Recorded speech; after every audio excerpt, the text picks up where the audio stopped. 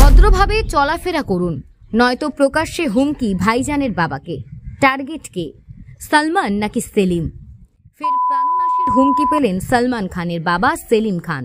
Morning ওয়াকে বেরিয়ে সরাসরি খুনের হুমকি পেলেন বলিউডের বর্ষিয়ান এই চিত্রনাট্যকার।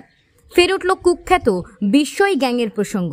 এই ঘটনায় পুলিশের অভিযোগ দায়ের করেছেন সেলিম খান। বলা বাহুল্য, এই ঘটনা ভয় ধরিয়েছে সালমানের ভক্তদের মনে। খুনের হুমকি সালমানের বাবাকে। জানা গিয়েছে প্রতিদিনই সকালে মর্নিং ওয়াকে বেরোন সেলিম খান। বুধবারও প্রতিদিনের মতোই সকালে হাঁটতে বেরিয়েছিলেন তিনি। বান্দ্রার সমুদ্র সৈকতে মর্নিং ওয়াক করছিলেন সালমানের বাবা।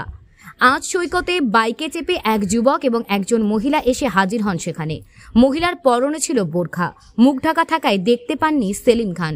জানা গিয়েছে ওই মহিলা নাকি সেলিমের একদম পাশে গিয়ে বলে ওঠেন, একদম ভদ্রভাবে চলাফেরা করুন, নয়তো বিশ্বই কাছে খবর দিয়ে দেব। তারপরে দ্রুত সেখান থেকে বাইকে চেপে পালিয়ে যান তারা। পুলিশে হয়েছে অভিযোগ দায়ের। এই ঘটনার পরে মুম্বাই পুলিশের অভিযোগ দায়ের করেছেন সেলিম খান। তবে একের পর এক ঘটনায় রীতিমতো আতঙ্কে রয়েছেন সালমানের পরিবার।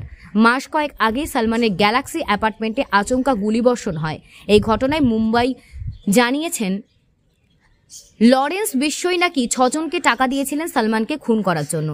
এদের প্রত্যেককেই নাকি 20 লক্ষ টাকা করে দেওয়া হয়েছিল। প্রকাশ্যে সালমানের জবাববন্দি। সম্প্রতি এই বিষয়ে মুম্বাই পুলিশকে দেওয়া সালমানের জবাববন্দি প্রকাশ্যে এসেছে। অভিনেতা অভিযোগ করেছেন, তার বিশ্বাস লরেন্স বিশ্বই তাকে এবং তার পরিবারকে শেষ করে দিতে চায়।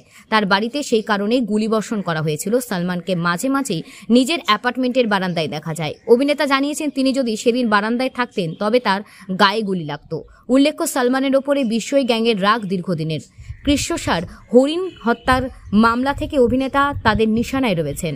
এর আগেও একাধিকবার প্রাণনাশের হুমকি পেয়েছেন সালমান এবং তার পরিবার।